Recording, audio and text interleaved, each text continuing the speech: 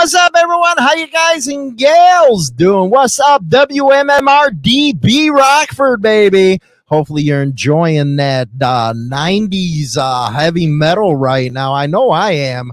I'm telling you what, one of the things, if I wasn't a biker, I'd want to be a freaking rock star because they got a lot of poontang back in the 80s. Now, I wouldn't have went for the freaking tight jeans or the hair or the makeup and stuff like that. Just wasn't me. But I do know it helped get them going, man. But you know what? It's probably come full circle now because a lot of even these bikers wear this tight jean stuff. And it's like, dude, don't you smother your balls or something like that? What is with you? Why punish them, if is what I say. But the Hollywood and Mike show is right now. We got special guests coming up. So make sure you crank that radio, man. Sit back, listen, grab a beer. Just don't do no weird stuff, man. China Doll's not on air, so don't be jacking that sucker to me because I'm ugly, man, and I just don't go that way. But anyway, we got Andrew from the Midwest Chopper Fest coming on. We're gonna do a quick recap of the Chopper Fest. Man, was it old school? Was it fun? It was a little hot out there, man. It was so hot the devil wanted lemonade. It was funny. Earlier in the week, Andrew came on and said, yeah, it's going to be great weather, not hot. Dude, I was roasting out there, man. I was roasting.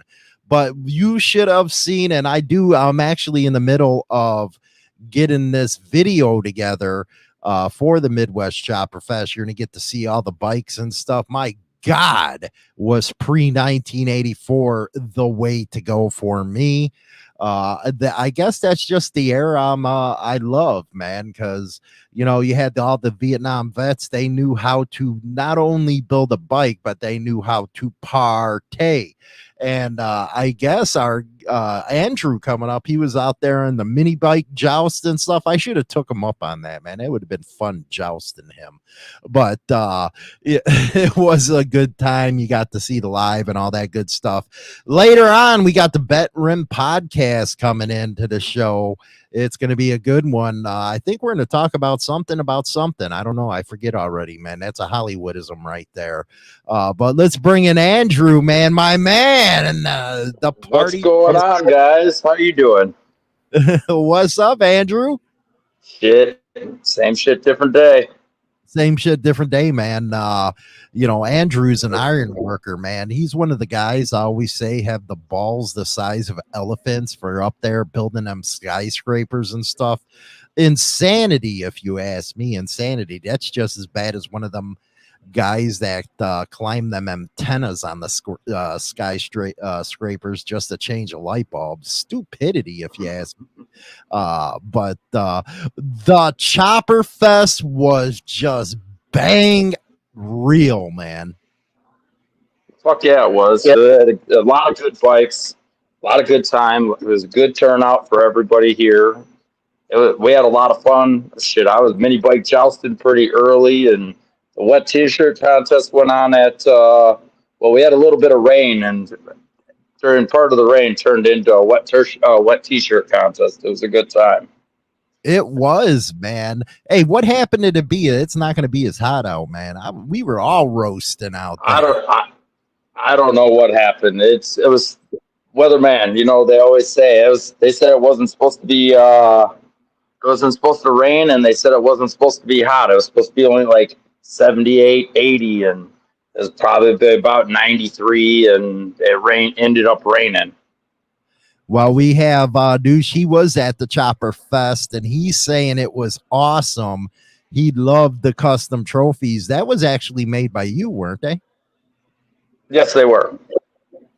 Yeah, we had a lot of listeners that were at the Chopper Fest, and I appreciate you guys coming out and supporting it. Every year, I think it's going to grow, man. Yeah, it keeps getting bigger. I'm already in the works for next year. I've taken about a week or so to myself to do some other stuff, but I've already started thinking about what I want to do to make things better for next year. A few more classes so that people get a better chance at winning more trophies and a few other things. I'm telling you what, man, I got to interview Skylar, dude. She got some big old boobs, man. I'm talking bigger than Mount Everest, that stripper or bartender, whatever we had. My God, where did you find that one? Yeah, You know yeah, what? she's one of our bartenders. She's China Doll brought her over. What was that? The China Doll brought her over and got her interviewed and stuff like that. I'm sitting there, damn, man, a threesome would be awesome with this one. She's like wild and stuff like that. Oh yeah, yeah. We got a bunch of girls that like to run around us all the damn time. I bet, man. You know, you give it over there, putting her in the hooch or something. I know you getting your freak on, man. I'm not stupid. Yeah. That's it's the benefits of what we have. So what we like to do, we like to have a good time.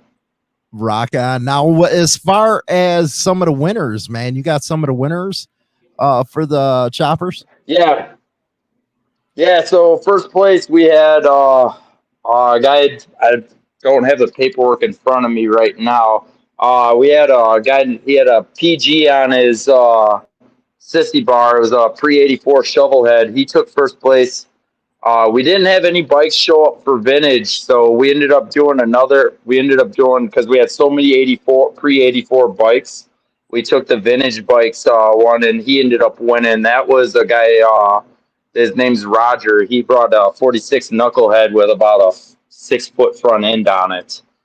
Then we had Cuts that won. Jake Cuts, he won bobber, best bobber with his built 106 motor that's shoved into it. Has 2 Super D carburetors on it, custom fuel pumps, all sorts of cool stuff done to it. Modern chopper was won by Mud, which that's a radical top front end on it. Has a real long front, 24 over front end on it. What else? There was. I'm trying to think who else won. The custom bikes was one. It was a custom bike. No Baker won this year because they were mounted together. But we had a custom bike all done up. It ended up winning too. I don't remember the name of that person off the top of my head. And then best in show overall for everybody, which was for the Ronster Trophy. We are dedicating it, and Billy Springhorn, Billy and Ronster were two major helps with Midwest Chopper Fest, and in the last year we've lost both of them. Oh man, I'm sorry to hear that. Yeah, there will be pics and a video. I'm actually putting together the video and the pics of all the winning bikes, as well as the presenting of the trophies, what we did during the day and stuff. Got a lot of footage that we're going through editing right now, trying to make it a nice little video for everybody to check out. That way you go with next year. And you're gonna have some fun, man. This was nothing like Sturgis or Daytona. This was an old school biker party, man, and that's what I loved the most about it. I had a freaking awesome time there, and you don't see these many type of parties anymore. Yeah, that's we like to have a good time. That's keeping it old is the best way. If you get away from where your heritages are of the bike culture, you lose so much tradition. Like, keep it all tradition. That's the fun parts. That's what I'm talking about. Boobies, freaking bikes, and all kinds of good stuff happened over at the Midwest Chopper Fest. But I just wanted to bring Andrew on, just give a little recap of everything that went down on there. Again, man, you know what? You should have went and got one of them old German helmets for the jousting contest. That would have been fun. Yeah, next year I'm going to work on it. We might have to make some like trash can armor or something. We'll come up with it. I had some guys come up and tell me that was probably the most insane shit they've seen they said exact words. I've seen stupid shit. I've seen funny shit, and that tops all of it. When they saw me and Shaggy fucking jousting each other, I almost took out one of our vendors. Well, you had Strip Club Choppers there and a couple other ones there too. Yeah, we had Strip Club Choppers. We had Viking Bags sent out some stuff. Lowbrow sponsors our show. So does Deadbeat Customs. They sponsor the show. So we have a lot of sponsors, and we had Wisconsin Dollhouse sponsoring the show. So we always have a good time. We've got usually a lot of good sponsors. They like to send stuff out. They sent us helmets and bags and traveling bags, koozies, all sorts of stuff, and we like to give it all away. So it just Awesome. give it to anybody and everybody. Well, get ready, everybody. Next year for the Midwest Chopper Fest, we're really going to promote the shit out of that because I know damn well it's an awesome party firsthand. And I think all of you will enjoy going over there. For those that did go, you're awesome for supporting the Midwest Chopper Fest. But thanks for coming on. Yeah, thank you guys. Good stuff and have fun. Tell Pops I said hi so he'd kick my ass next time. Yeah, I'll let him know for you. I'll let Jake know. All right, man. I'll talk to you later. All right, I'll talk to you later. Rock on. We got Mike and we got the Bent Rim podcast coming on the show right now, man. Hey, what's up, Mikey? What's going on, everybody? Much love and respect to everybody. Hopefully everyone's having a wonderful evening, morning, afternoon, wherever the heck you guys are from. What a lame introduction. Man, you got it. Man, you know what? How about that? Bam! Is that good enough for you, Hollywood? Is that good enough? It gives me a little excited about all right, there we go. We're excited now. We're here. All right, let's go. So do you have any old school parties like we're talking about over in Cali? Yeah, I mean, the thing is like, I don't know. I can't speak for partying in the East Coast and stuff like that. We're not East Coast, so don't even embarrass us. I'm just saying East Coast, Midwest, all this. Like, I don't have those. Don't even put us in the same category. Don't put us in the same category. Anyways, I can only talk about my region and my area, and it seems to be old school. It seems to be loving like that. Now, what was really cool, Hollywood, was actually watching this Midwest Chopper Fest live on Insane Throttle, and I was actually able to be there, and I think a lot of you guys in the chat were able to as well. And that was something really, really cool that they set up. Now, of course, the internet is a hard thing to be able to like go out there and like film everything, but what an amazing show. Oh, it was, man. Had fun as hell. They really took care of us from the Midwest Chopper Fest. And I got to interview one of our listeners, Kraut, right on air, man. We had a good amount, everybody coming up saying hi and stuff. There's like our that. man right there in the chat right now. Oh, there he is. We had a lot of good clubs there. It was just a fun time, man. And it's something that you should plan a year ahead of time to come out to. As soon as I get the dates. Are you gonna fly me out? What do I look like? You're freaking no, I look like I'm the employee. You're you know what I mean? You're a co-host. Go screw yourself. Get your ass on United Airlines, fly to friendly skies, okay? Oh, shit. All right. Oh man, I got to teach you how to use sweeper buttons. Wow. You only use those like once every 15 minutes on a radio. Oh, but okay. I'm a novice. I told you I'm the employee. I told you guys. We can tell. But yeah, it was just a wonderful time, and I really had a great chance to get a lot of content out. Those choppers really brought me back. A lot of people I came in the early 90s, and those are the choppers I remember. Mm-hmm. Unlike today where you got them fairy baggers and stuff like that all dressed up, and it's like, dude, do you even ride the damn things? Where that 46 knuckle was one of my favorite ones. I think he said it was a 6 foot front end. That was one of my favorite bikes there. Well, I wonder how many pennies dropped for it. You know what I mean? I don't know, man. I saw a couple of pictures. I'm not gonna, because none of the pictures have been leaked out, not that I know of. And some of those choppers were absolutely gorgeous. I'm sitting here as a West Coast guy, okay, and I'm sitting here going, "Damn, these choppers are nice." So, awesome. I went down the line and did some good different video angles and stuff. So you're gonna be able to see these bikes up close and personal. And that's what I really enjoy doing, is that kind of stuff compared to the other stuff I have to do Monday through Friday and give all the Right. bullshit out. But I love being out and about, talking to everybody and all that good stuff. But we got Bent Rim podcast coming in, and he was kind of pissed off at me because what, you didn't tell him what we were talking about, Mike? Hell no, I don't. I did. I absolutely did. I relayed the message. It was up to you to read the message. That's it. Well, that too. And China Dolls just put in there that she put up some of the pictures from the Instagram on hers. But what are we going to be talking about with Bent Rim, man? Since you didn't let me know what's up.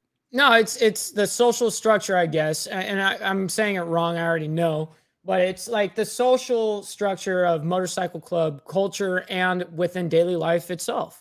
And I'm saying it wrong. I already know I am. And Bent Rim's going to come in here and be like, autocorrect. Let me go ahead and fix this. But yeah, no, I think it's a good topic to talk about anyways. And he kind of has a good idea to bounce off of this as well. And I want him to come in here. I know he's in the background right now. I want him to come in here asking the question. Asking the question. Yeah. I'm putting him on the spot.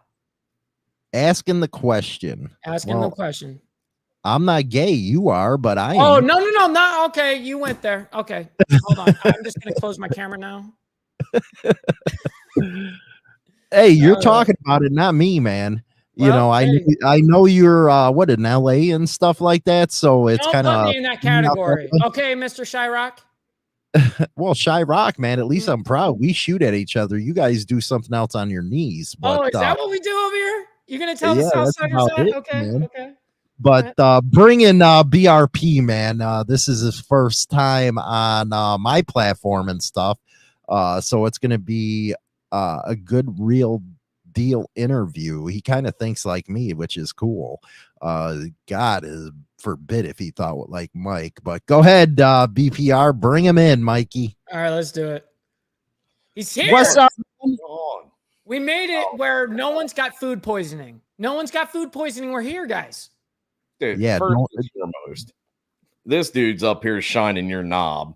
Fucking like, Daddy, fly me out next year, please. I was waiting for you to come in hot with that shit. Like, God damn, bro. Like, dude, he all over that stuff, man. And I told him I don't go his way. No, apparently not. First class is not his route. You ain't first class, man. You're only half. I'm not a first class act. How rude. Listen, dude, your leg's too much for carry on, man. No, this is tripod central, bro. I'm probably more stable than everyone else. So what question are you supposed to be asking, man? Well, no, I'm not gay. I don't know, man. Everybody has a personal choice, not me so much. I like the pink taco and stuff. But hey, if you like schlong, that's up to you. Hey, man, that's just that West Coast mentality, I guess, man. Whoa! Why is the West Coast under so much scrutiny? Damn. I don't know, man, because you tried grouping the East Coast with the West Coast. No. Well, hold on. Why are you so offended? You're on the East Coast yourself. Yeah, you don't. Mm-hmm. Go ahead, man. Yeah, you ain't gonna group me in with this Windy City fucking Cornhusker. Oh, I'm sorry. Windy City. Dang, these names are rude, man. You guys are rough. You guys are just pissed off. We get more punte in the Midwest. But Bent Rim, man, what's your podcast about and all that good stuff? Talk about this. Are we on YouTube? Are we on Spotify, TikTok, any of them? Well, we're starting out on YouTube. We're going to get everything switched over to Spotify as soon as I pull my head out of my ass and do the work.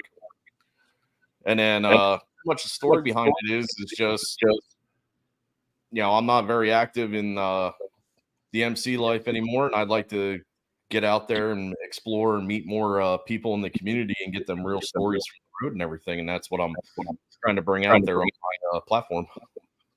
Very awesome stuff right there, man. You got to go and get yourself Spotify, iTunes, all that good stuff. Get your reach out there more. But Mike's been talking you up, man. What's so special about Bent Rim? I'm just a normal, average, everyday motherfucker, man. Oh, so you haven't done anything? Okay, I got you. No, you're cool. You're an average dude. Citizen, right? That's what we call you. Ooh, ouch. Yeah. Dude, he's gonna beat you up with your leg. I'm a citizen too. Right. So our topic today is what, Benrim? We let you get to choose the topic, and let's go from there. Well, I was just throwing it out there, and I've been paying attention to the Beat Can and the morning show and whatnot. And it seems like, the talk about what social standards are in this day and age, going from even trickling down to the MC culture and then also down into just life in general. Because if you guys could answer my question on what social standards are nowadays, I'd love to know it. Shoot, I don't even know, because do we even have standards anymore? Do we have codes and ethics? Do we have any of these morals anymore? That's what I'm saying. Because Oh, wait. Good. Yeah, I'm saying I'll wait because I don't know anyone that does it. You're gonna have to learn BRP. That Mike just jumps in half the time. He's excited. Yeah, he's too excited. He's got to pump his brakes. Pat your pecker. You'll be all right. I'm going to my room, guys. I'm going to my room. Right. Go ahead, man. Man, I grew up rural, backcountry, central Pennsylvania is what I like to call it. Yeah. Anyway, and really, honestly, like your social standards is more or less like your upbringing, your surrounding. I mean, everything from your community to how you were raised and everything kind of conforms and fits that. So, and it's going to be different across the board, which is great because we have everyone from each section of the country right now. And also generational too. Oh, shut the fuck up, you fucking freaking Zach. Let's go. Well, I tell you what, social standards, if you're talking about, we were talking about the Midwest Chopper Fest, the party and stuff like that. It was a different type of generation that really believed in honor, loyalty, loving your brother and stuff. You don't really get to see that anymore. And I think that's why I was so excited to do the event, because most of the time you go out to these corporate events and you're finding nothing but a bunch of idiots out there, and a lot of people that don't know how to keep their word or admit when they're wrong. Those are some of the standards that were taught to Generation X by the Vietnam generation. And unfortunately, Generation X didn't pass it down to Millennial and then Generation Z. No, yeah, I totally agree with you. I just want to say that I think it's easier, and this is why I think this has happened. I think it's very easy to point the finger rather than point thumbs. You know what I mean? Accountability is no longer even a thing. Like if you're wrong, you'll show them proof that they're wrong, and they'll sit there. Nope, wasn't me. Like, dude, like there is no accountability for anyone's actions anymore. And I think the internet and social media has messed that up a lot. 100%. It's kind of left these guys with a disconnect, like, oh, I'm untouchable, and that's very not true. No one's bulletproof here, and no one's, trust me, it's a small world. Mm-hmm. No, and that's what kills me on the social platforms here and stuff, because you see people channel banging and everything all the time, and they're all within this niche. And it's like, dude, when are you going to find out that YouTube becomes real life real quick? Well, it does. But one thing that really does disappoint me is personal responsibility. Yep, and there is none. And like I said, it's easier to dodge that, and it's because no one's going to sit there. It seems like no one's actually going to press the issue anymore. Like, no, you're dead wrong, dude. Like, you're not. I got the proof right here. Everyone's just sitting there going, okay, like just blowing it off like it's nothing, and people are getting away with murder by doing that. Well, I think it all comes down to parenting, and parents ain't like that anymore, Bent Rim, at all, where accountability is taught. I mean, I feel like I'm losing an uphill battle because of the influence and stuff from YouTube and these crazy cartoons and shit they got for the kids nowadays. That's what they're trying to learn from. And it's like, dude, like what? I mean, come outside, do this, do that. Let's. It's just mind-boggling, and it's kind of a headache trying to deal with that right now. But I mean, growing up for me, like even the standards in life, I mean, goal. I mean, if you want to say what the bar was and stuff growing up, it was, house on the hill with some acreage and a white picket fence, dude. Mhm. and it was marriage and kids. Like, what is it Right. now? Like, what is the fucking goal that we're supposed to be teaching? Clout, just numbers. That's it. That's not even payment, not money, not nothing. It's literally clout is what people are going for. They're going for numbers. They're so focused on numbers. And I mean, there's literally videos that teach you how to try to clickbait people. Like that's all you try to like people study this shit. It's terrible. Mhm. Well, we can take it off the internet because we all know the internet's a problem. That too. and stuff like Yeah, that. dude. Like, it's But just it's the same on the social set and the real set too, because people aren't really held liable. You know what I mean? Right. And that's why sometimes things happen. You know, Well, unfortunately, I can't you're- make excuses for what happens on the street, but Well, you're talking about social stuff in society in general. mhm. And that is reflecting a lot on the biker scene right now. You're seeing it. See, all this started to me in 1994, when Harley Davidson went into the bullshit of you actually had to sign up to get a bike, you had to wait, and that's when the switch happened from, the dirty bikers. Before that, nobody wanted to be one until 94 when the Rub invasion started. And let's just be honest, it was Harley Davidson's marketing to these type of people that led to where we're at today. And there's a lot different standards, if you want to call it a biker, a lot different standards that everybody lives by now. I remember when with the guys that grew me up, as I call it, they can smell bullshit a mile away, and it's not like that anymore.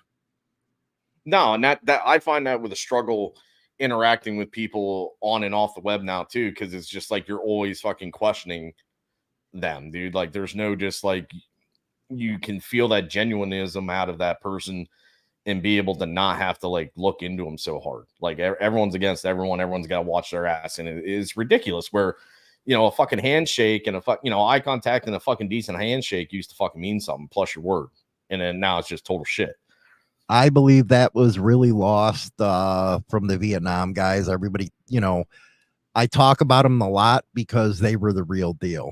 Them guys would jump on a hardtail right across country, sleep in a ditch. They did it. They've been there, did it.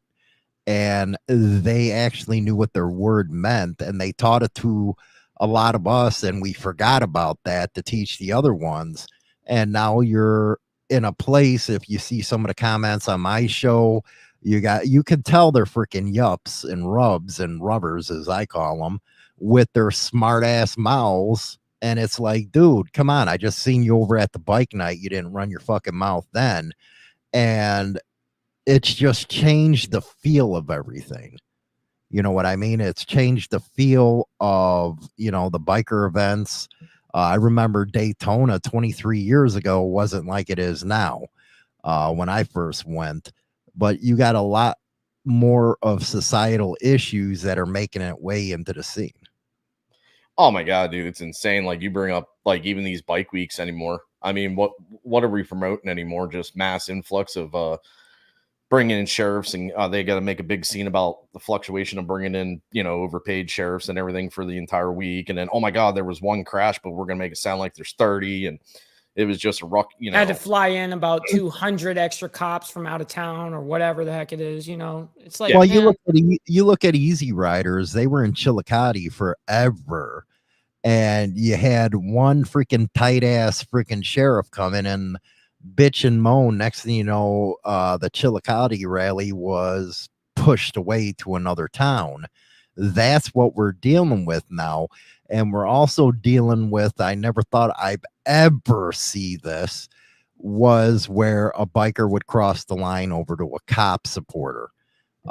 You're seeing a lot of that shit now. When I was coming up, the only cop club out there was the Blue Knights, and they knew their road. Blue Queens. But now you got them all over the place now, all kinds of different cop clubs, and you actually got so-called bikers that are supporting them.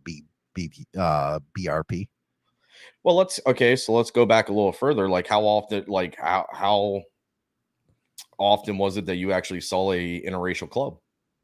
Going back, I mean, that kind of was the standard. There wasn't that each club kind of had their own little ethnicity and stuff, and there was no mixing, and it was a tribal thing. And that's kind of like the problem. Like, social standards is that it social standards really is a clicked up deal.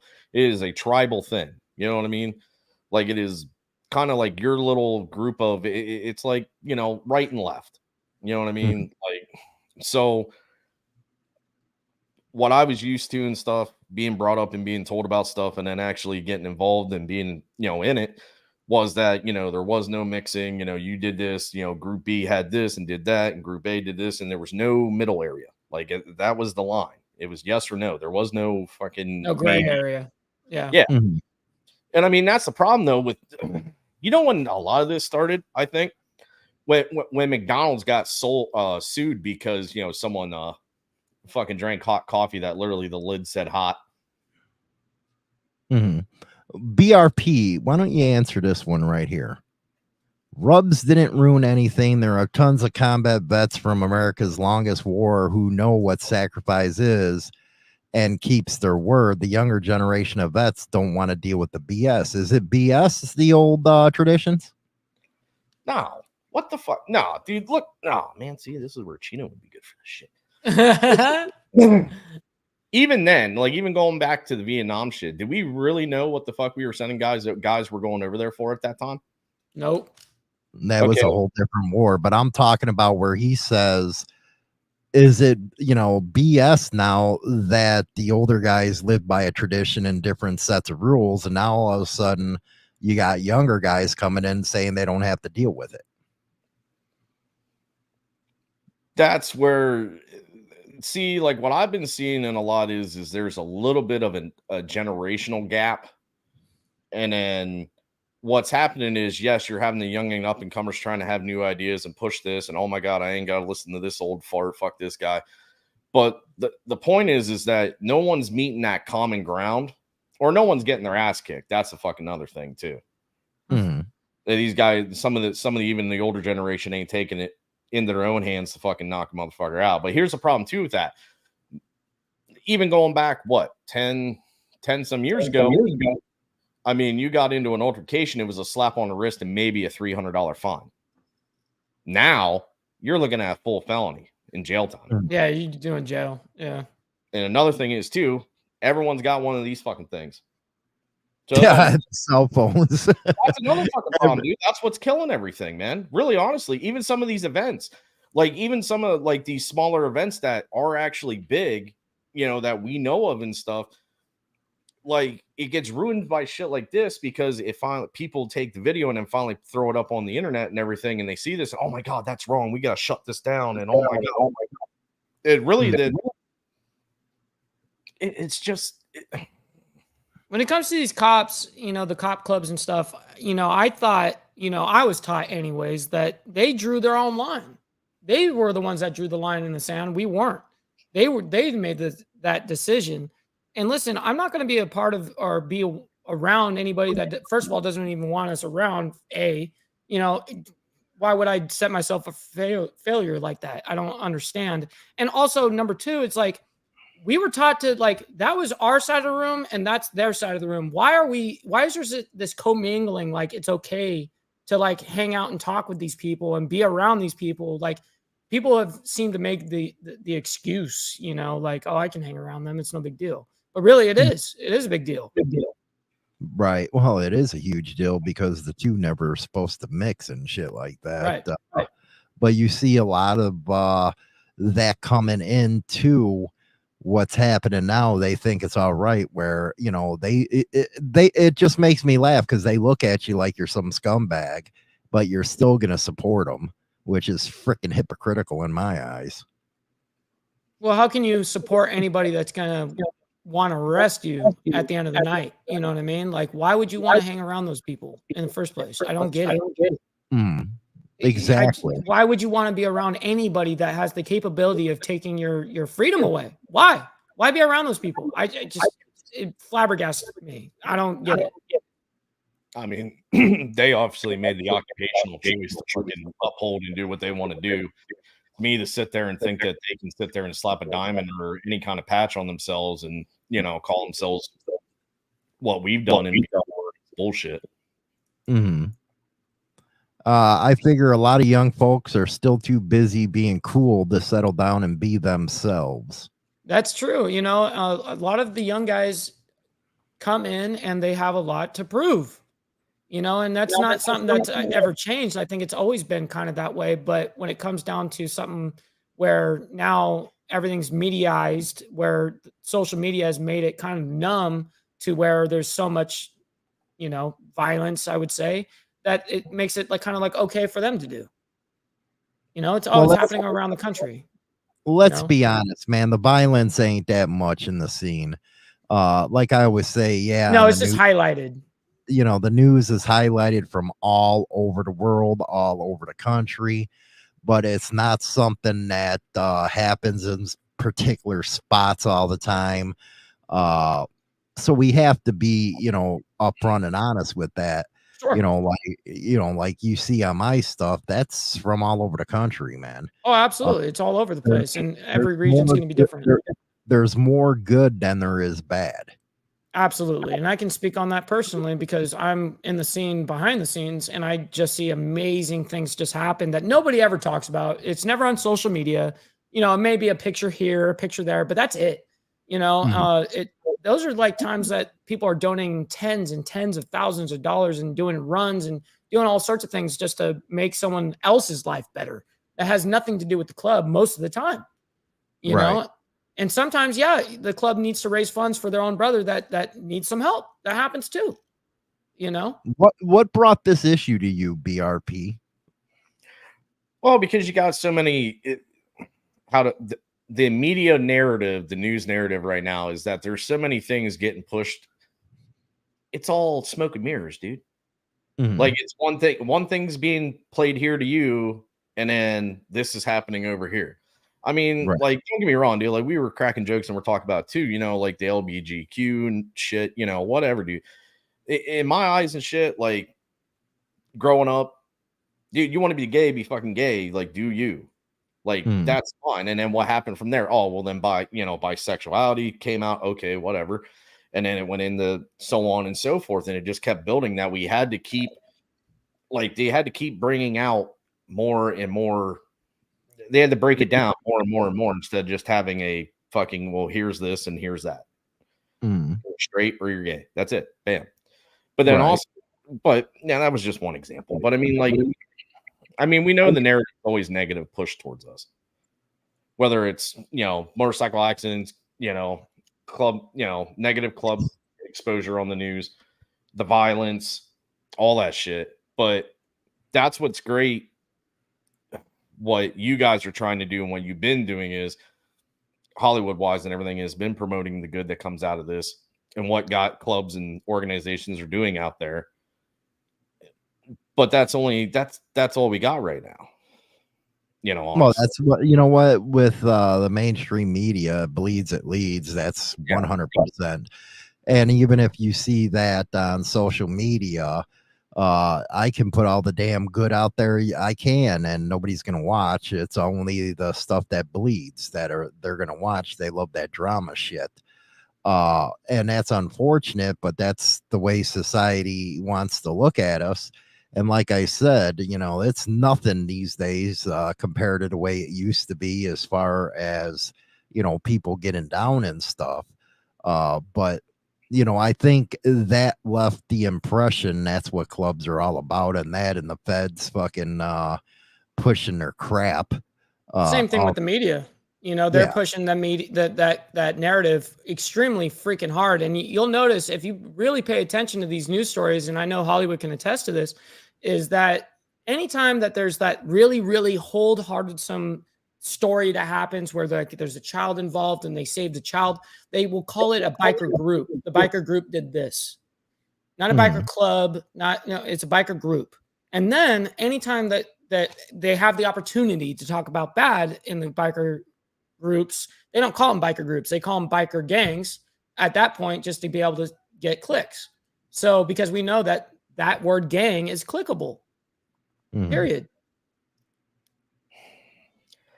I don't know, man. It just seems it's just a tough push for me because it you know, I try and I try talking general stuff on my platform and everything, but like everyone, you know, you'll see it in a side chat or a comment later down the road. Everyone wants to use a specific one-off instance that happened to try and prove their other argument, which is complete bullshit.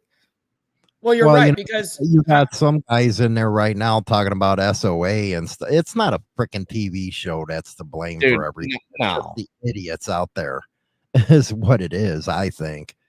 You know, SOA was a damn TV show. If you can't tell the difference between a TV show and real life, something's really messed up. yeah, but you know, I can understand where people get that frustration from, because I know it did bring a lot of influx of bikers. Well, then you would have to blame the Wild One or Easy you would have to equally give that out, because yes, that is the same thing, just different time periods, you know, and it's you know, the same kind of narrative. It just that same became kind of more narrative. violent. It just became more violent with those shows. With Hollywood and animations and stuff like that. Of course, they're going to make it very entertaining. You know what people think that the club culture is. I don't know, man. I would have to say the biggest crap that came out of SOA is the Dyna Bros.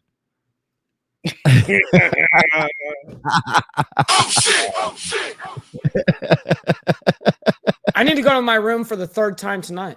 I might have to go to my room. I mean, I got an 06 Dyna sitting in the shed, so. Damn, that's rough to hear, man. I'm sorry, I just didn't, you know, throw the little peanut fairing in the front yet, and you know, some fucking crash bars and be like, yeah, do some wheelies. You know what I mean? Do a real Dynabro with the Vans, the shorts, flannel. You know, now wait, now if you guys pay attention to some shorts, I'm gonna start pushing e-biking. I'm gonna be. Oh wow, we're going there now. Yeah. BRP douche asks, can you give a chance to explain what your podcast is all about? Liking his comments, but he hasn't introduced his own platform yet. I think he did, but you were probably not there. But go ahead. Yeah, sorry if you didn't catch that. My platform is kind of more of a positive based deal here. I'm trying to be as mobile as possible, go out, meet as fellow creators, shop owners, different people within the culture itself, and just get them real stories from the road, that real talk, like nothing that has to deal with bullshit branding or sponsorships or anything like that, you know. And it helps the local community as far as putting out local shops and everything. Plus you guys get to hear stories maybe from creators and, you know, people within the culture that you haven't heard. That's the awesome. best thing I could tell you as a new creator is to stay away from all the MC bullshit. Yep. Because of the politics involved, and it becomes old. You know what I mean? Like, you're talking about going out, filming different business owners. That's the real shit right there. Yep. A lot of people don't understand. A lot of the subs that you're looking at go to a guy like Shade Tree Surgeon, or there's others out there that do that kind of stuff with moto vlogging or something. And you want to appeal more to the independent as a creator, and you want to get, you know, lopped in to where everybody just knows you about talking about MC crap. You know, yeah, MC crap bring you a lot of views right away, but then it just like dies down and you get in all kinds of fucking drama. Well, there's only so much things. There's only so many things that you can talk about in the MC culture anyways online. You know what I mean? It's not like we can sit here and just go an array of just thousands upon thousands and thousands of videos of topics. It's not going to happen in MC culture. And that's why I kind of feel like that was a box that I was even boxing myself in. And that's why I'm so glad to do this show, for instance, that me and Hollywood have been able to do a lot of human interest stuff and be able to dive deeper into these subjects rather than just being surface level MC, whatever crap that's going on. I love that we're diving deeper into these subjects. Well, that's, I mean, if you look past the club stuff and look at just the motorcycle itself and what goes on between the rallies, getting on the bike and riding itself, destinations, building the damn bike, actually painting the bike, which I'll let it out of the bag and everything, whatever. Hopefully by the wintertime, I'll actually have my booth and everything set back up. I'm going to start trying to do a little bit of airbrushing and stuff and shooting it and putting it out there. And then I wouldn't mind trying to do some giveaways or whatever, or send out some custom helmets and shit to guys and gals out there. That's dope. Well, see, even with me, I tried to get away from biker news. I thought I was going to be able to do, of course, it didn't work out with somebody, but That's different. Yeah. But yeah. man, you're the fucking king, bro. You're the Well, he's king the of pioneer, to be honest. He really is. So he set the standard.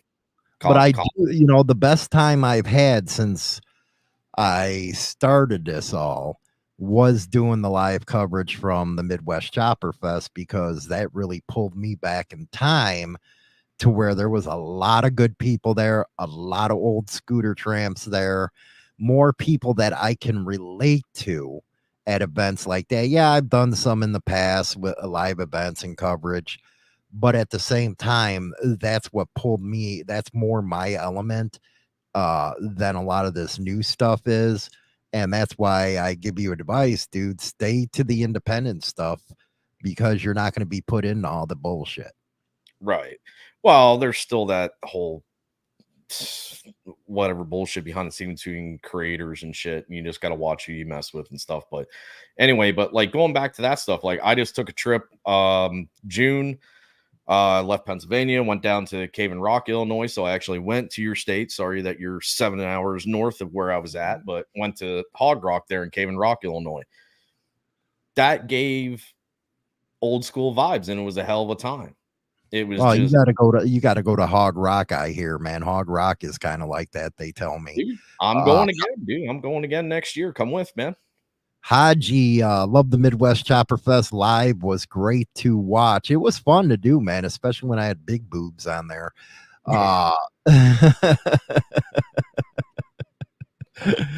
Douche, love at Midwest Chopper Fest. Hollywood, get the fuck over here. Why? Got to go judge some You know what? You did. I saw that. You were like, China, get over here. I need to judge some choppers. Well, it was raw, man. That's what I liked about it, was raw. And I loved it. We're going to be doing a lot more of that type of stuff. Just a question. How are you going to try and I got to see bits and parts of the live, but how was it internet wise? Was it spotty and all that, or was it just straight through? No, actually, once we hooked up to the actual modem, because I went back and watched the live video feed from that day, and it was just fine as long as you plug into when you're on Wi-Fi. It's a little different when you're out on that stuff. The best thing I can tell you is you got to plug in. Yeah, it just sucks. It's like a lot of events that I've been wanting to shoot at and stuff. Like even Hog Rock, we had 5-6 different guys there that do this, and we said about doing something, but we couldn't go. We should have just pre-recorded. That was the problem. I mean, well, that's what usually, if you don't have internet access to the actual modem, you're going to want to record, because you're going to have nothing but problems with it. Yeah, I should have just broke down and just pre-recorded and stuff. I mean, my whole setup with my whatever you want to call it, soundboard or whatever, this is it right here. I have XLR capability, everything, just four mics hooked up, ready to go. And that's something you can take with you on the road. Oh yeah, dude, I took it with me. You're actually, if you go to places like these fests and stuff that I just did, you're actually going to get a better feel of what it's really about. You'll get to sit there, talk to all the old timers, and you'll see all the old bikes. A lot of these kids won't even know what a freaking 46 knuckle was. And that's sad. They'll know what all these freaking, toy baggers, as I call them, the big wheels. It's like, dude, didn't you get over that shit when you're like 7 years old? Just all covered in plastic. Yeah. Sounds good. Where you actually seen how raw the motorcycle was, from the hardtail frame to bare bones of what these guys had to ride cross country with. I mean, I'm really digging what Jace from Fast Life Garage is doing with that FXR showdown. Because I really feel like he's kind of reinvigorating the show up, build what you got, show up with it, with the whole FXR chopper built deal. And then the fact that they're actually doing kind of like that Discovery biker build off deal. Like you actually have to ride in to get judged, and they're doing multiple stops all the way through, like telecommute up through to Sturgis, I believe. And I'm kind of taking that as like Jace really kind of he's definitely in the performance bagger scene and, you know, Dynabro scene and everything. And that's kind of like where he's at with that stuff. But I feel like him doing that is going to help bring it back to bare bones, build it up, hardtail, you know, Springer front end days, and really push that stuff. I mean, I know even Pro Monkey and everything with him switching over where he just built that chopper, a couple months ago or for Spring Daytona and stuff. I mean, most of his audience was baggers, dad baggers and stuff, because it was bolt on stuff and, you know, shit for that. True. You know what? I'm gonna actually bring Andrew on in a second. Yeah. But when I bring him on, no club talk whatsoever. While he's in here, just chopper talk, man. Nothing else. You know. Let's see here. What do you think, Andrew, man? You think bare bones choppers are ever gonna come back? They will probably a little bit. My internet might be spotty right now, so I don't know how well you guys can hear me. Oh, we can hear you. Yeah, you're coming through clear, bro. Okay. Yeah. I personally love bare bones choppers. I'm building another one right now myself, and I got 9 bikes on my list of getting worked on this winter. So they're coming back, but it goes through phases. Everybody, in a couple of years, you'll start seeing all the pro mod choppers coming back, and then the big wheel baggers will try something different, and it all goes in phases. Yeah. Well, like I was saying, the bare bone choppers, they really needed somebody that was dedicated to ride them type of bikes. Yes. Hey, I'll tell you this: if you ain't, it takes love, and it takes love to keep them bikes running. Because, like, I'm going down the road turning wrenches on my bike if I go say down to, I do a 900-mile ride, which I ride my hardtail bikes 900 miles. When I get to where I'm at, I have to turn a wrench on my bike so I can make it back home. Yeah, it'd be pretty hard for me not to. If I had a hardtail myself, it'd be pretty hard for me not to try to check each and every bolt every time I went to a gas station. Like, I'd be freaking out. You know what I mean? They'll let you know. They'll let you know half the time. Loctite is not Loctite becomes your best friend, and that doesn't even work. So half the time you just weld it permanently. Yeah, you're doing a permanent weld. Well, that was the things, BRP, with the older guys. They made it work. You know, they were mechanical. They worked on their bikes. They loved their bikes. You don't see that much anymore. No, everything's computers, or just drop it off at Harley and pay the astronomical bill and get bent over, when you could have honestly did the work within 2-3 hours of, with you and a buddy. Well, you had Andrew. He went out and you bought that new one, and right away you just chopped the shit out of it. Yeah, there's two other companies. There's 2 other guys out there. Big Gabe over in Kansas City, over in Wichita, and then Bare Knuckle Choppers. We were all kind of betting and talking with each other, because I know the guys at both places, and we're like, hey, let's see who can chop a brand new one and get it done faster. So we've all kind of started at the same time, and they're the only 3 known chopped the new M8s. They're the only ones that are known to be chopped in the country. Wow. Well, for you, Andrew and BRP, do you agree with this statement? Harley makes it purposely difficult to work on the bike yourself. I believe that most of everything around here is throwaway now. All companies make it to break, so it's like that's where I try to build stuff to make it so it's bulletproof and it doesn't break. It seems like everything is built to only last about a year, from my experience. Pretty It much. seems like everything is built to last about a year.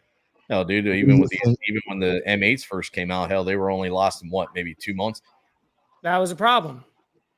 Well, you got to remember, when a new bike comes out, or a new engine, model, nothing is as good as an Evo in my eyes. But I agree. You're going to have some problems, like the big twins. You had the camshaft tensioners and all that kind of shit.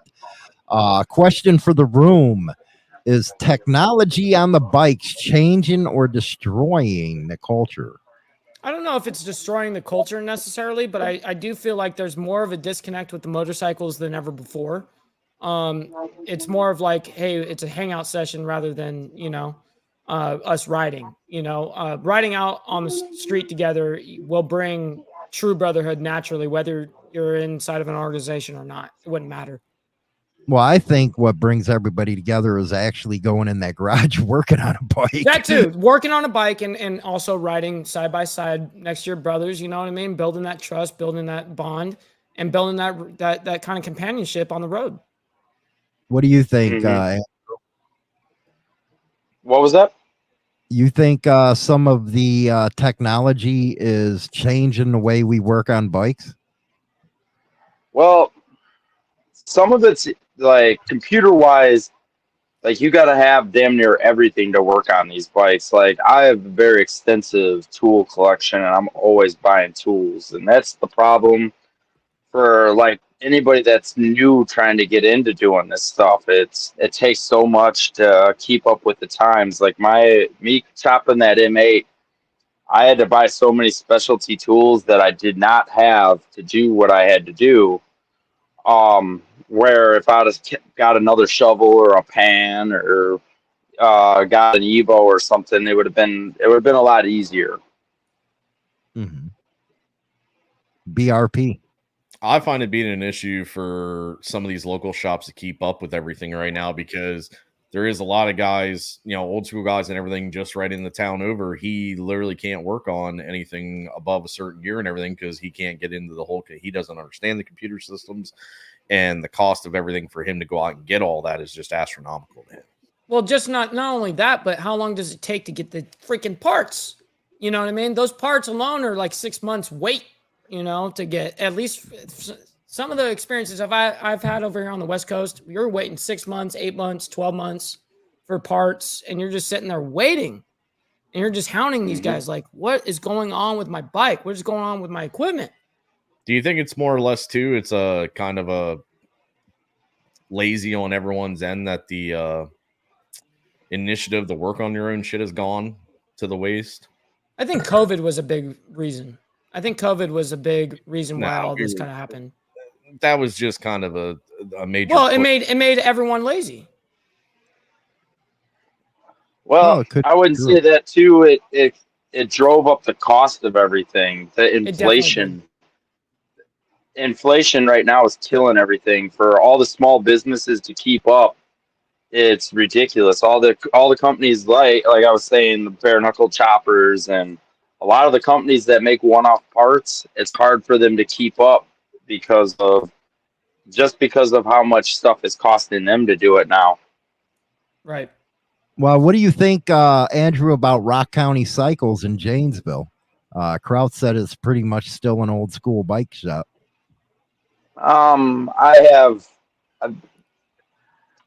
no comment, please. I understood. Hey, that happens sometimes, man. And not everything is the best of best, and not everything is roses. Right. I have friends that I just no comment. They're going people. They're still working on bikes. I personally, I don't take my bikes there, and I wouldn't. But if I needed to find something, I might call them. But most of the time, no. I got my own network, like to find what I need, and that's what I use. Andrew, question. So, are you excited for next year's Midwest Chopper Fest? I am. I'm not excited for all the work, but I'm excited to get doing it again. On a way, it's just a lot of work. You guys, all of us here that have done any promotion or anything like that, it is a lot of work. Like, there's a lot of time and effort to come up with content, come up with ideas, new things to do, just getting the crowd involved, like just trying to find something that everybody wants to do. Because a lot of times you go to events, people just want to stand there and watch everybody do something funny or stupid like mini bike jousting, but they don't want to get involved because they're afraid to get hurt or whatever they don't want to be made look like a fool. Like if I'd have got knocked off the bike, mini bike jousting, I would have just laughed. That not Right. everybody want to, they don't want me to look like a fool doing it. Well, next year I'm challenging you, man. All right, I'll hold you to that right now. And I'm We'll take going a against bet. the winner. I'm going. The amputee's going to win. One last On a question. diamond. For you. One last question for you, Andrew. What do you think about those that MMI's putting out there as so-called mechanics? That Motorcycle Mechanics Institute or whatever. That's a good question. That's a really good question. Yeah, they're staying up with the technology. Like the thing about nowadays, like the technology of the new bikes, like in the motors. Look how much power these bikes are making. My new M8 motor makes 170 horse. Damn. It's a lot. It's a lot. Damn. Like there ain't many bikes out there. Like that's like my my shovel heads make only about a quarter of that power. This is So true.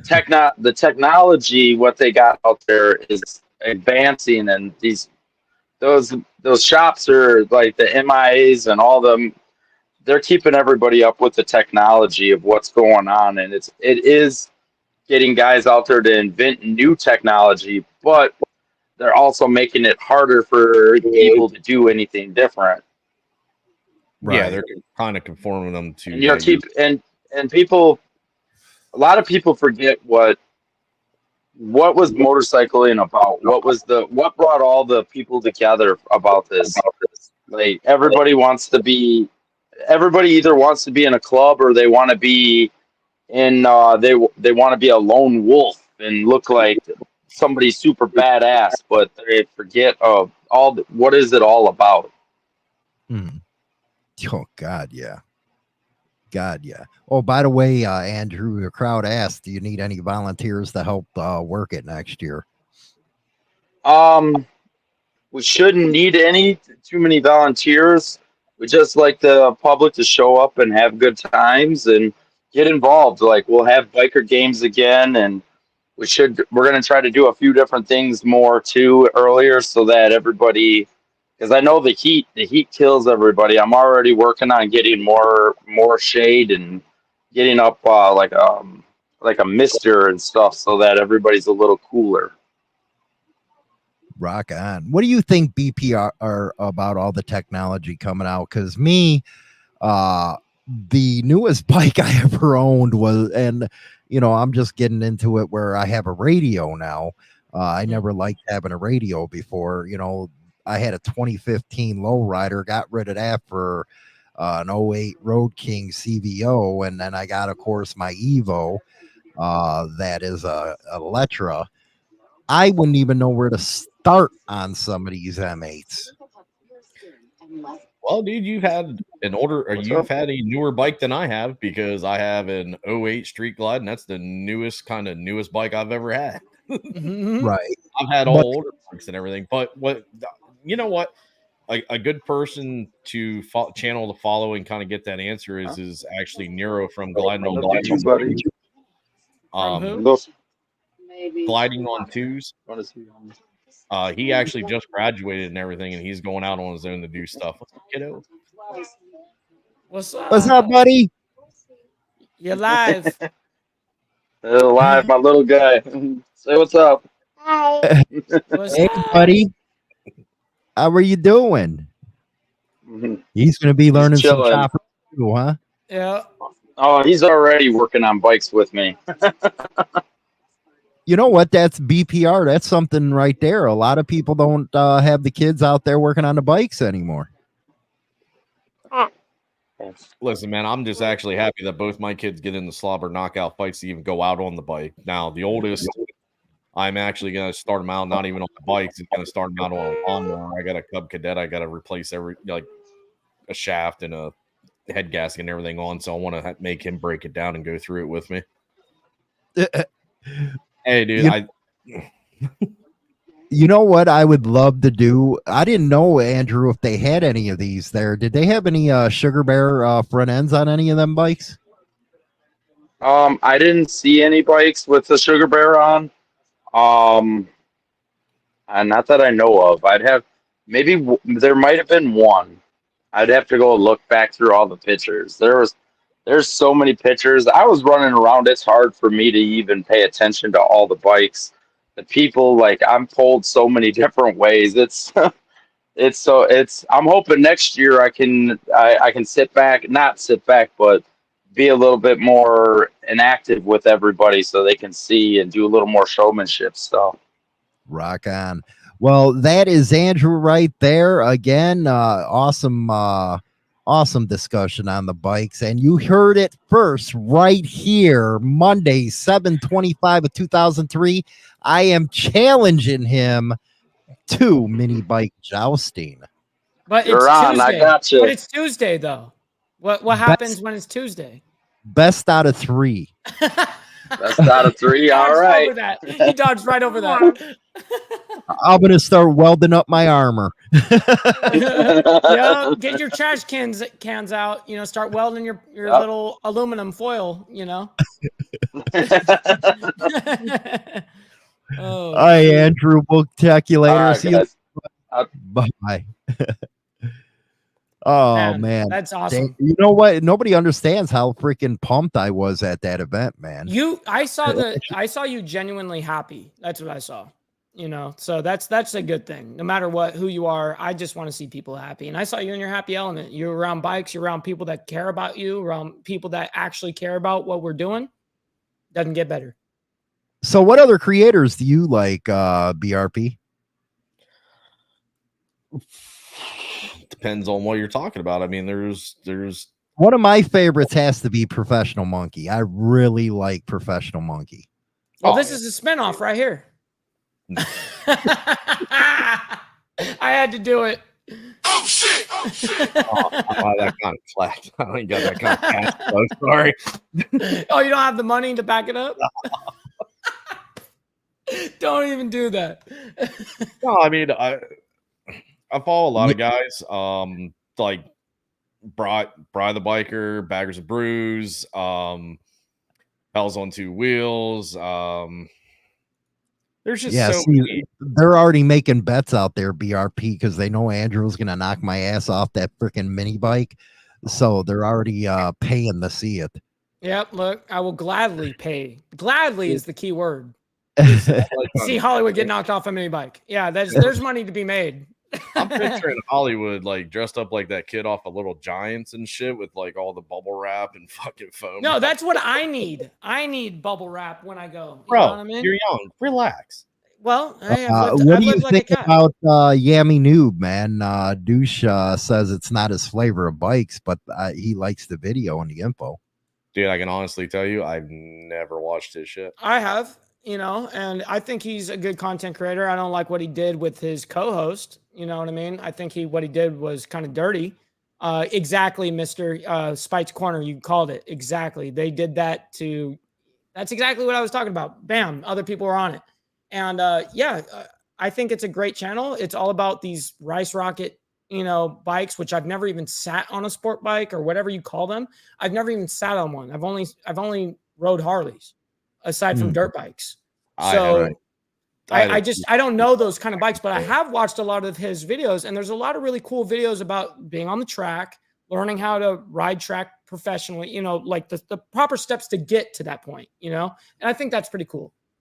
Right. Well, what I like about Professional Monkey is him working on the bikes, and explaining to everybody what he's doing. Those are the kind of videos I actually like on YouTube. Me too. Because a lot of people say, well, who do you watch and stuff? I watch most of the mechanical guys. That's exactly who I watch. I don't really like all the drama and shit. That's why I came out and said, hey, man, you got drama. Leave me the fuck out of it. I don't need it. Well, even when there is drama in Hollywood, it's so funny. You'll be like, I don't even care about this drama. Like, you're like, I don't see it. I don't care about it. Like, don't even send it to me because I don't care. I don't have time for this. I like how you play it off. You're just like that shit is nothing to me. And right. It's true. Well, it is true. but BRP is gonna find out real quick how drama starts out. Hey, we dude, were discussing that. We were discussing that. I uh, said he's getting phone calls before he's even on the show. So imagine when he's after the show. Yeah, we'll see. Believe me, I had my own run in with the live BS there 6 months ago. So that's when I kind of took a little bit of a hiatus and everything. Yeah, because you were a part of a fairly known panel. Yeah, and then that kind of went to shit. Yeah, but that's because of other people's actions. Yeah, it's neither nonetheless. nor here, man. Just move Right. on and just, that's what I'm getting at, man. I just want to get back to what I wanted to do, which is more of like I'd rather promote like grassroots events and actual riding rather than going after the big ticket shit, like going to every big swinging dick rally, across the country and shit. Not that ain't on my bucket list. But I mean, look at some of these events that have been getting shut down. I know the West Coast just lost 2 or 3 of the major ones that have been going on for years. East Coast lost Erie Bike Week. They lost Roar and Shore. They lost another event in New York. And it's bullshit because some of them events were like, yes, they were on the list of top whatever rallies to go to and stuff, but some of them were still just down homegrown, the shit you need to go see to understand what this is about. You have to be there to actually feel that kind of presence, huh? That's what I got from it. Yeah. So you guys know that from now on, and you can see the replay of this one over on Mike Ball's Insane Wheels. We're going to be streaming live to that channel. That's right. We're live right now too. Yeah, we're live right now. I just want to help Mike get his channel going and stuff like that. So we're going to be streaming over there exclusively as far as the YouTube platform is concerned. Dan the fireman, he's really good at the basic rider safety. So we got a lot of good content creators out there that hopefully everybody watches. And I get it, drama sells, but at the same time, you're losing your message once you get into the drama shit. Right, and I totally agree. And that's what I mean. Like, I have no problem supporting the next guy if they got something going on, especially if they're doing like some kind of like camp out or ride or anything like that. Because I mean, like that could end up being a staple event in their state or their community that helps bring in more people in the younger generation possible. Well, think not just that, but also these businessmen or businesswomen, you know what I mean? Like these families that can actually survive off of such rallies once a year. You know what I mean? Imagine how many people it actually affects when something amazing, such as, let's say, Sturgis was made or Bike Week or whatever the heck, you know what I mean? All these different jobs have been created throughout the years just from an event. So you were very right on that. I think, being able to do something like that, and then it could be a staple within the state. You never know. You could end up employing tons of people because of what you do. Thanks, the Midwest Chopper Fest can be something big. I appreciate that, Self-Fire. It means a lot. And no, nobody's ever going to forget about OG Dibber, man. It was just us 3 years ago. Now it's everybody's out there, which is great and all that stuff. But if you're going to do content, make sure you show yourself. Don't do any of this AI crap, because who the hell wants to believe you at that point? But really, and that's what I like about Professional Monkey. I like about Shade Tree. It's about having the fun. And that's what this is all about, is fun. Well, that's what I'm saying. We all kind of got into this. I mean, I don't know about you, but it was more, it's more of a hobby and it's for fun. And you're trying to spread the message of positivity and something that we fucking love and want to grow. And to be able to pass that on to younger people and stuff. And that, and that's another thing too, that, kind of blows my mind with somehow how guys go about their videos and stuff. They got to think like they're telling guys to go to this road and do this and that. And oh my God, you're not cool unless you're doing it at 120 miles an hour and stuff. But little Jimmy in North Carolina, that's 18 years old and just got his stuff, is going to think you're the coolest thing in the fucking world and go run that road. And next, he's on the front page news because, well, he didn't know his limitations. He's looking at that and going, oh, I have to do that. You know what? And you're right on that, BRP, because one thing that always makes me cringe, and I do cringe, is the protocol channels. I'll cringe like a motherfucker when it comes to protocol channels, because a lot that is said could get you really hurt, say in the Midwest. Dude, that's the problem. Everyone's talking from their area or their neck of the woods. I mean, the East Coast alone should be an example of you can literally take 10 fucking steps and walk into a whole different realm Mhm. with its Good, own set right. of rules, dude. It's not. I think it's Well, a let bad- alone region.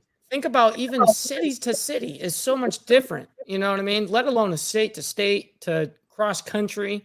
You know, I believe so wholeheartedly, if you're going to do protocol videos, since we're on the topic, if you're going to do protocol videos, definitely make sure that you go, hey, this is what I've experienced in my area, my cities. You know what I mean? But nobody really does that. They just go, this is the protocol, and this is, you know, and people really got to remember, people listen to us, you know, so there really is a responsibility as a content creator to make sure that we're putting out the right information at all times. Mhm.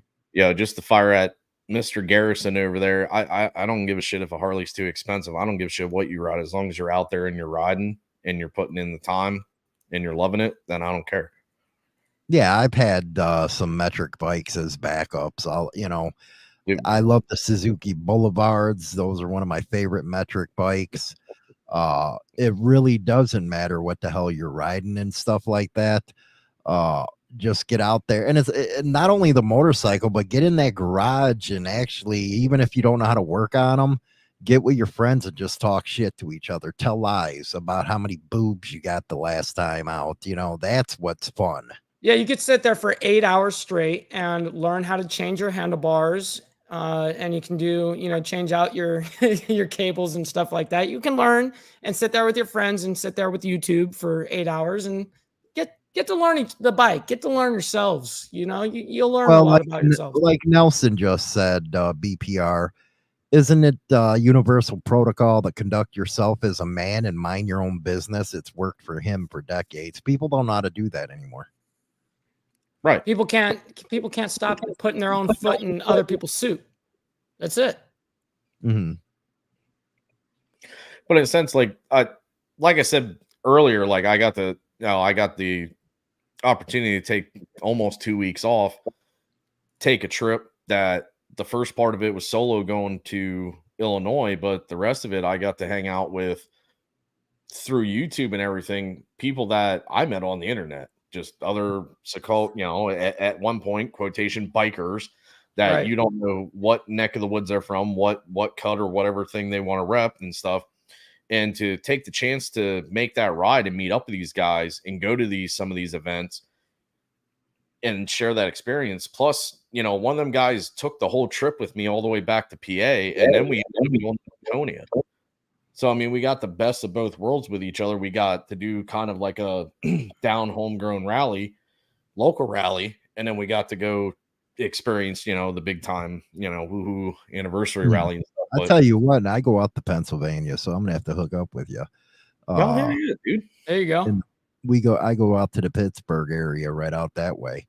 But I believe going forward that there has to be more talk about the motorcycle than there is this MC shit.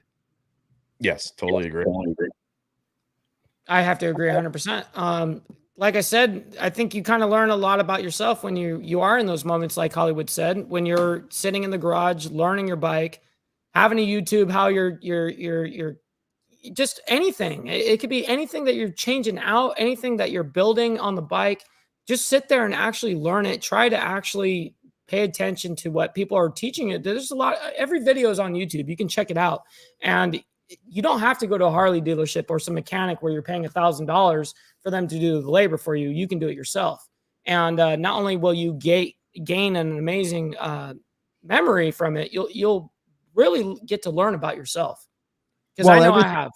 Everything has changed so much. I came from a time where if you were a chick on a bike, we used to call you a dyke on a bike. Right. And that has all changed now as far as the scene is. And, you know, I think it's progressing a lot more.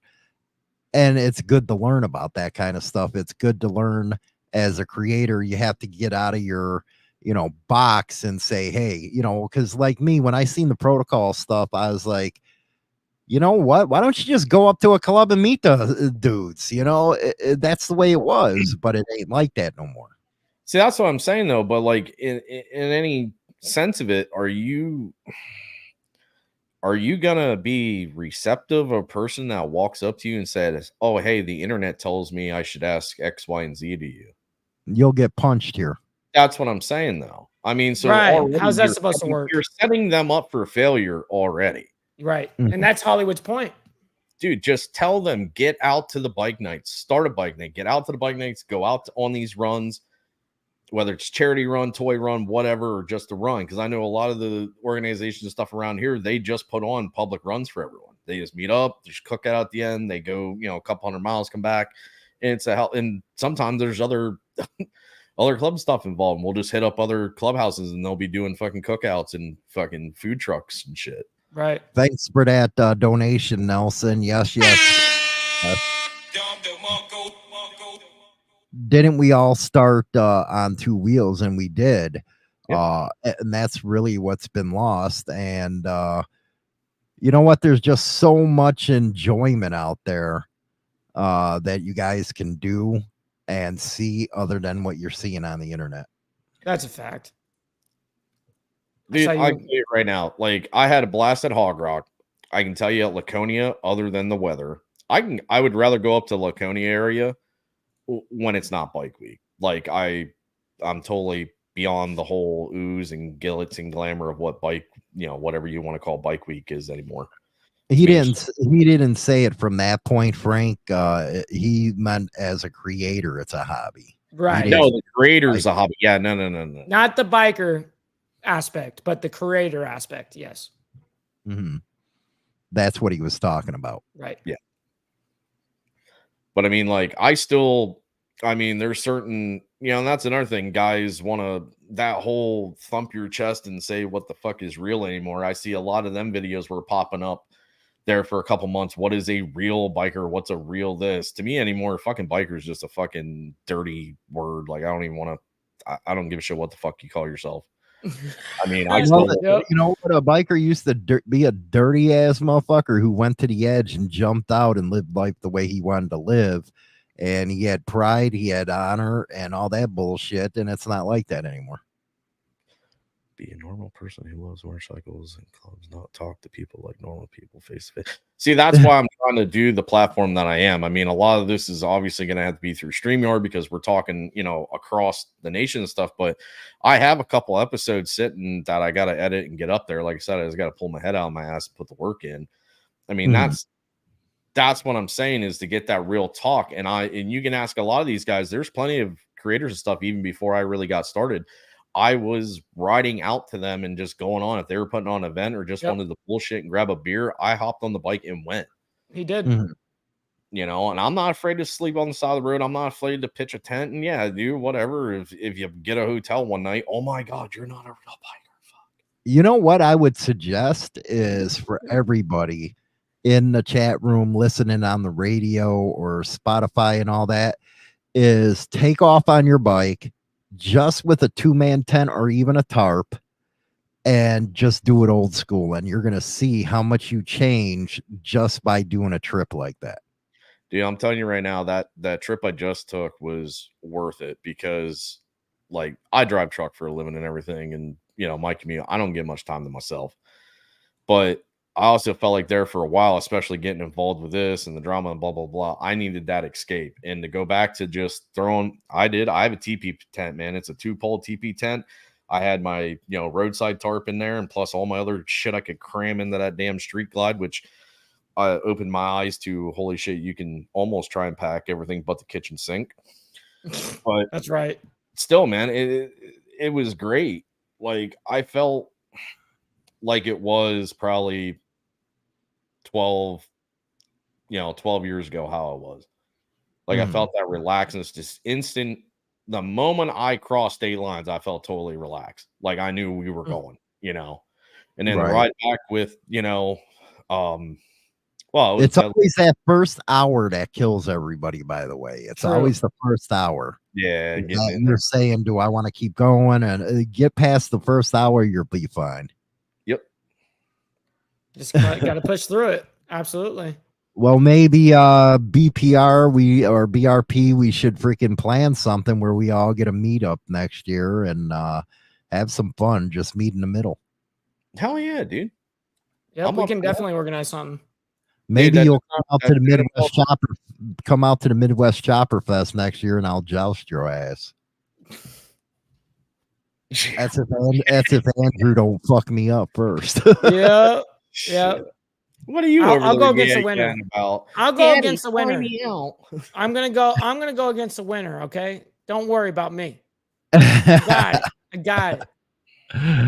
Hollywood, they need kickers to go old school. You know what? A lot of people don't know what old school is What kind of anymore. That's kickers? the thing. Bam. That's the kind of kicker I got. Yeah. No, that would Tripod. be dude. Can we get a video, just a short of that, like him trying to Just kick a short of me showing it off. Okay. We can No, do He that. just- reminds me of freaking Charlie Brown. Oh no, why that guy? I got a rock. I'll probably need a hip replacement, Steve, after that jousting stuff.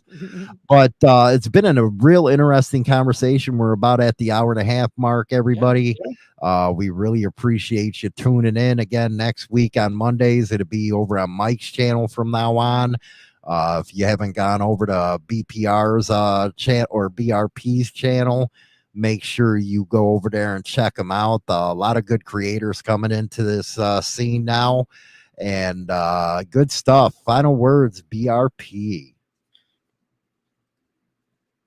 No excuses. Just get out there and ride. Take a trip. It doesn't have to be a 2 week long. It don't have to be a month-long trip. Whatever. You know, people have that luxury, dude. The regular 9 to 5ers, take the weekend trip. Go out with your old lady. Go out with your buddy. Take your kid. Go moto camping with your kid. Do something. Get out there. Mm-hmm. You know, and I can't, you know, hey, thank you guys for having me on, man. Seriously. I appreciate it. Can you put the links to Mike's and BRP's channels here Yep. in the chat room? I don't got it. I'm sure they do. I will be able to do that right after.